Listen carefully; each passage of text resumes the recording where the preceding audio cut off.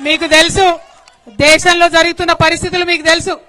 కేసీఆర్ గారిని ఎదుర్కొనే దమ్ము లేక ధైర్యం లేక కేసీఆర్ గారి బిడ్డలైనటువంటి నా మీద రామన్న మీద కేసులు పెట్టే ప్రయత్నం చేస్తా ఉన్నారు. మాది భయపడే బ్లడ్ కాదు, భయపెట్టే బ్లడ్. అసలు ఎట్టి పరిస్థితుల్లో భయపడేదే లేదు.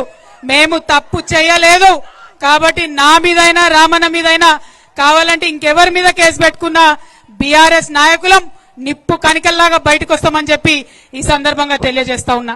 ఎందుకైతున్నాయి కేసులు? ఇవ్వాలా కేంద్రంలో ఎదిరించి మాట్లాడితే కేసు, అవో చైనా వాడు బార్డర్ లోపలికి వచ్చిండు మరి చూసుకొని జరా అంటే కేసు, మరి ప్రజలకు మంచి జరుగుతలేదంటే కేసు.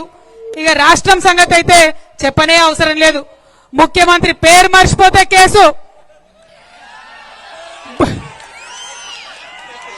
భూమి ఇయ్యకపోతే కేసు, రైతు భూమి ఇవ్వకపోతే కేసు, ఫేస్బుక్ లో మా అన్నదమ్ములు ఒక చిన్న పోస్ట్ పెడితే కేసు, ట్విట్టర్ లో మా ప్రొఫెసర్ లేదన్న అభిప్రాయం చెప్తే కేసు, ఇన్స్టాగ్రామ్ లో మా అక్క చెల్లెలేదన్న చిన్న వీడియో పెడితే కేసు. అంటే గింత భయం ఎందుకు? నిజాన్ని ఫేస్ చేయలేరా? మేం లేమా 10 ఏళ్ళ అధికారంలో? ప్రజలు మమ్మల్ని అనలేదా?